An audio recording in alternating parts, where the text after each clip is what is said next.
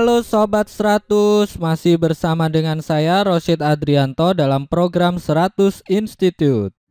Dan kali ini kita akan belajar bab gelombang mekanik. Pada kesempatan kali ini kita akan membahas tentang sifat gelombang bunyi, yaitu khususnya pada pemantulan bunyi. Sekarang kita masuk ke soal. Nah, di sini ada sebuah senjata kamu tembakkan dari titik P yang berada di antara jurang yang tegak. Di kanan kirinya ada jurang. Ini ya, lihat di gambar ini ya. Nah, dua pantulan pertama didengar setelah 1,5 second dan yang kedua adalah 2,5 second. Jika cepat rambat bunyi di udara adalah 330 meter per second, maka hitung jarak antara kedua jurang tersebut. Nah, yang pertama, kita misalkan jarak antara senjata ke jurang yang paling dekat itu adalah X1. Nanti gemanya didengar saat setelah T1. Kemudian jarak antara senjata ke jurang yang lebih jauh itu kita misalkan X2. Nanti gemanya didengar setelah T2, gitu ya. Nah, seperti biasa kita tuliskan apa yang diketahui terlebih dahulu. Di situ diketahui T1 sama dengan 1,5 second, kemudian T2 sama dengan 2,5 second, dan kecepatan bunyi di udara adalah 330 meter per second. Ini ya.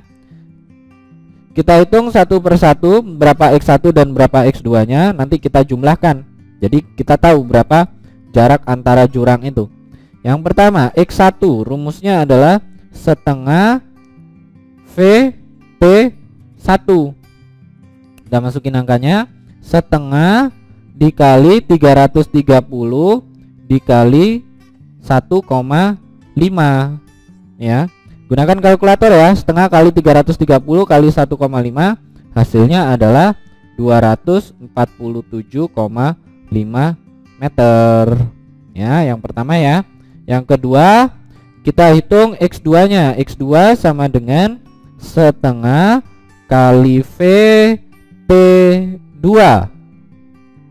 sehingga kita masukin angkanya setengah kali 330 kali 2,5.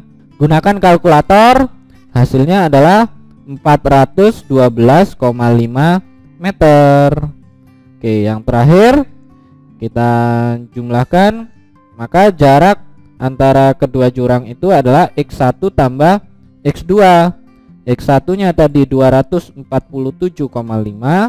X2 nya 412,5, maka hasilnya adalah 660 meter.